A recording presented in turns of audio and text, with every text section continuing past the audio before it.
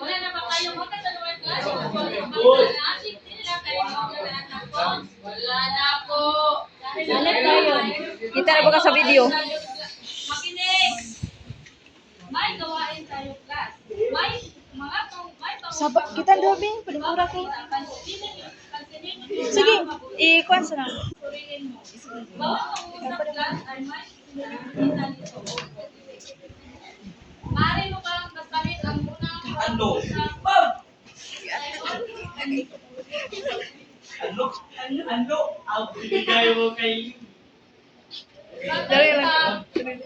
Ano ang sunod-sunutan?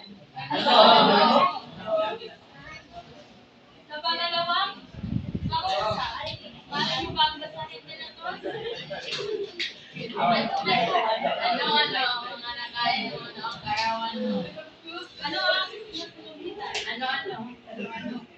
Para sa pangatlo,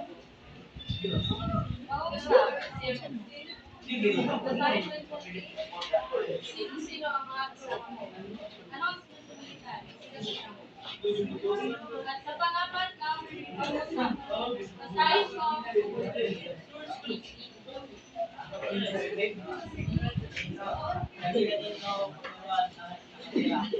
ang pag-usap na sinusulitan? Guys, bagay sa pag-usap na sinusulitan, alam niyo ang mga tawag dyan. May salita. Yan na lang din maalam yung class dahil napaksa natin kung kumakain dito sa Ano siya nagpapasara ang tuntunin? Uy, ang bago tuntunin ang man.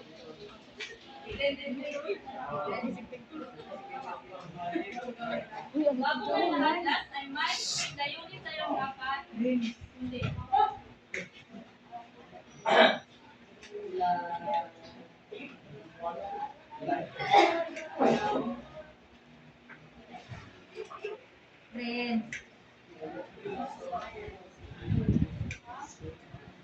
Para sa unang layunin, maaari buwasan sa atin ng mata. At totoo ko yung panalig na mananong ginagamit sa pamumuka. Para sa pangalawang layunin, maaari mo pangkamay naman.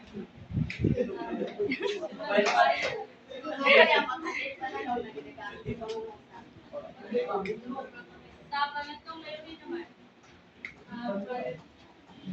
pili.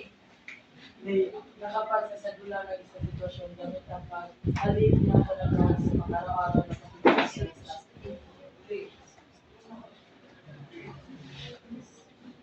Yan ang mga layunin na dapat ninyo.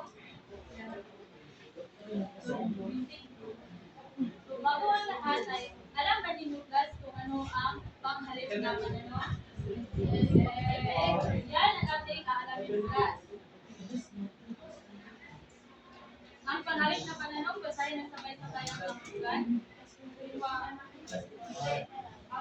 Panghalip pananaw ay mga panghalip na ginagamit sa pagtatanong o pag-uusap. Bakit? 1, 2, 3. Alam ba ninyo guys na ang panghalip na pananaw ito ay nakahati sa dalawang kategorya. Ito ay ang isahan at ang karamihan. So, uunahin mo natin, alamin kung ano na pag-ibig sabihin ng may idea ka ba rin dito kung ano yung ibig sabihin? Sabi pala, ang isahan ay katulad sa bawat. Tingnan natin class kung tama ba ang sinasabi ni Ingrid. Pakibasa ng sabay-sabay ang kaulugan. Isahan ay tinutukoy sa tao ay isang pangalan. Ang isahan class, ito ay tumutukoy sa isang pangalan ng tao, bagay, o at iba pa. Upang lubos naman ang class, ang isahan ay may tatlong halimbawa. Tulad ng sino, ano, kanino. Tapos, unang halimbawa, sino ang magbibigay ng kahulugan kung anong ibig sabihin ng sino?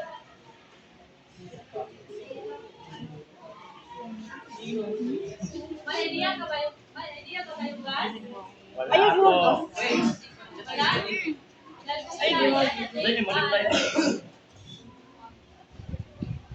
Magbasa ng sabay ang kahulugan.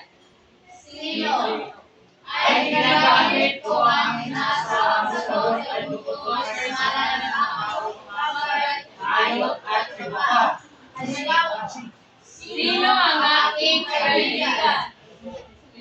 Ang sino class, Wala, hindi po lagi na yung ay na kung saan sumasagot. Plus na?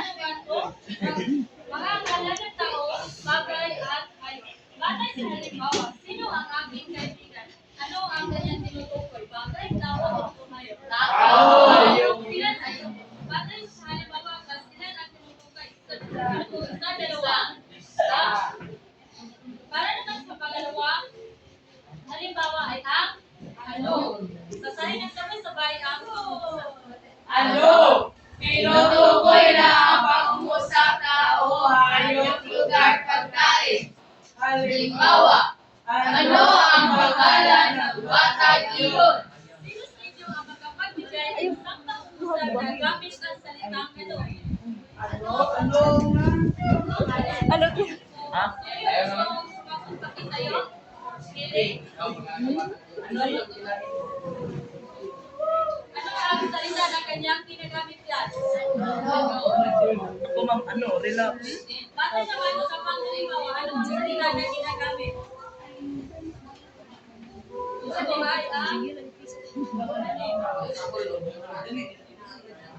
Mama, na mag-demo, ma. pangatlong halimbawa. Na, mag-demo. Sabay ang Wala mag-demo. Kanino?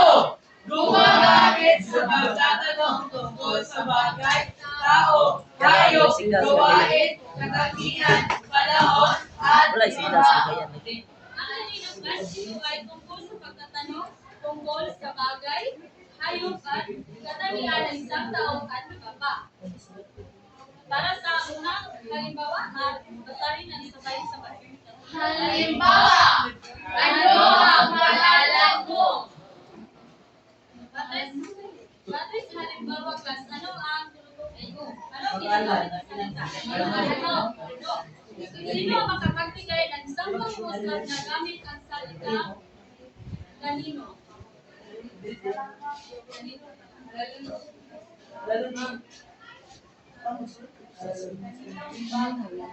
Ano pakialam?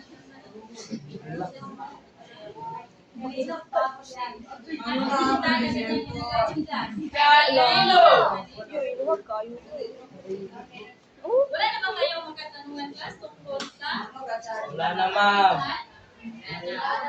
wala na, ako naman tayo sa pangalawa kategorya na panghalip na pananong. Ito ang basta na sabay-sabay ang Maramihan ay tumutukoy sa iyong kabilit na nagamit upang magtanong higit sa isa o marami. ang karamihan class, ito ay tumutukoy na kung saan ito ay nagtatanong na hinggil sa mahigit o marami. Ang karamihan class na may tatlong halimbawa. Ito ang sino-sino, ano-ano, Kanino, kanino, kanino, kanino. Basahin ng sabay-sabay ang ulan at ang nahulugan ng sino-sino. Sino-sino ay pinagamitan kung ang inasasagot ay tungkol sa ngalan ng dalawa o liit pang bagay. Halimbawa, sino-sino ang nakakasipto? Bakit sa unang halimbawa dyan? Sino-sino ang mga kapatid? Bilang taon na tinutukoy sa isang pag-uusap. Marami. Marami. Ang ibig sabihin ng sino, ito yung higit pa na tinutukoy sa isang pag-uusap. Marami. Para sa pangalawa,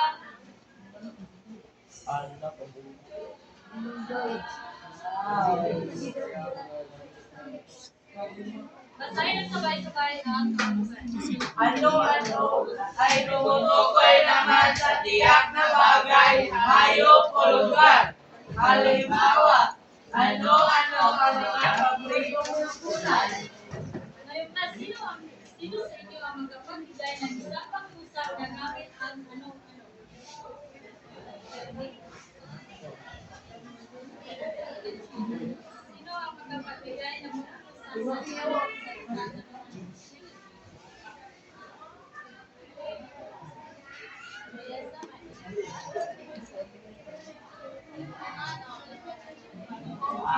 Bakit sa kanyang halimbawa na binigay ka sa ano sa tindahan kanyang ginagamit? Ano-ano? Ano ang tinutukoy? Laman ng kanyang para naman sa panghuli. Tayo na sabay-sabay ang kahulugan. Ay ang sumasagot para sa ngalan ng dalawa o higit pang tao. Halimbawa, kanino kaya ang mga damit na ito? Ano ang salita ng kanyang ginagamit? Kanino? Ay, kanino? Ano yung kanino? Kanino, Ano ang kanino? tinutukoy sa isang class? Mga damit po. Bakit?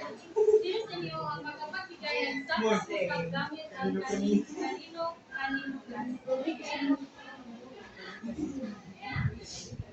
Kanino, kanino? Sino sa inyo magkapagbigay ng isang pag-usap na gamit ang sasnap kanino, sino? Kanino, kanino?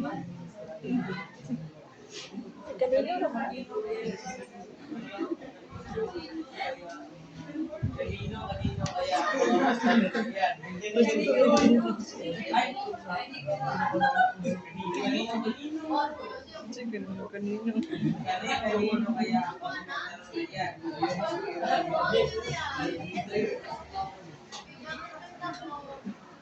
Wala naman kayo nakatanungan class tungkol sa maramihan?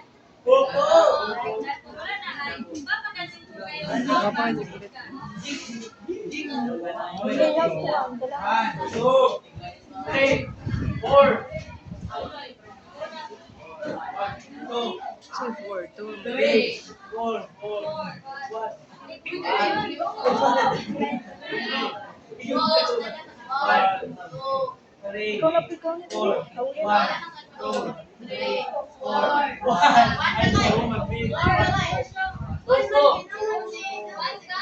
Oh, dapat din naman si Prince. Oh, 1, 2, 3. 1, 1.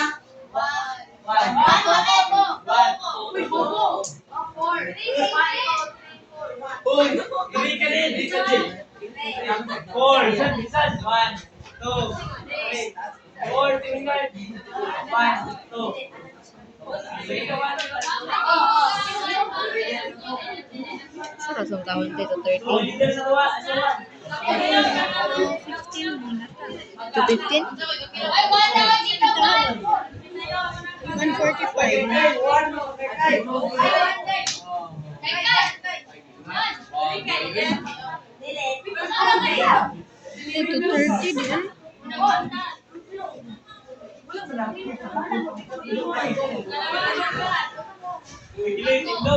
Ang dami ng tindog. Hindi ko bilay. Uy, ingay!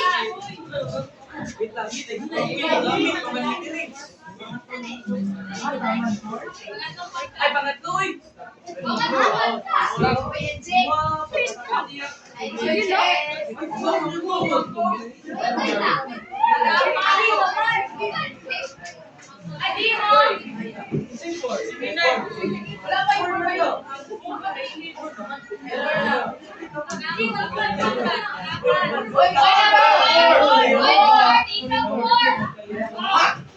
Good work. Tara, ulit naman.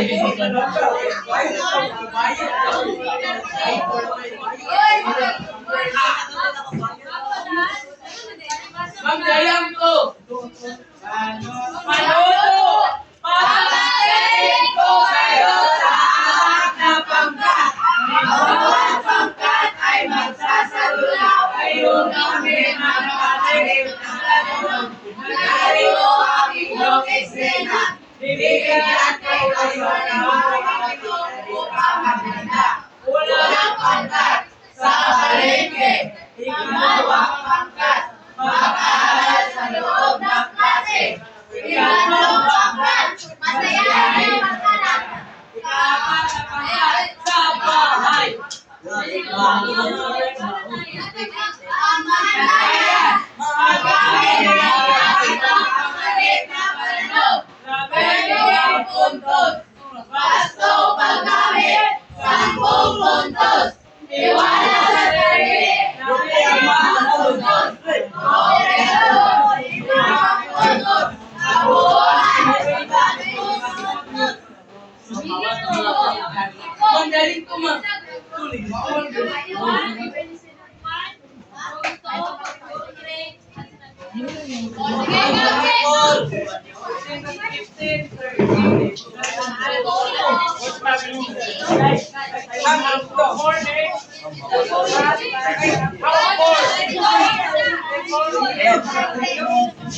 Ayaw, nanay.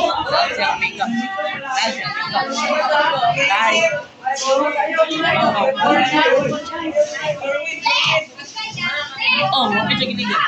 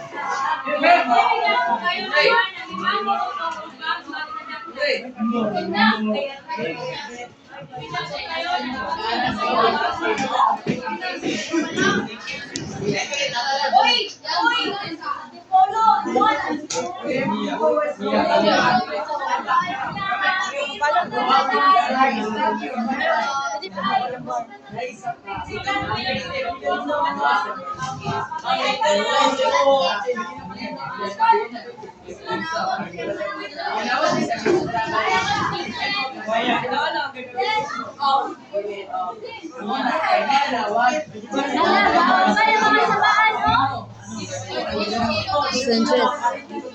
Ina, 15 minutes na lang.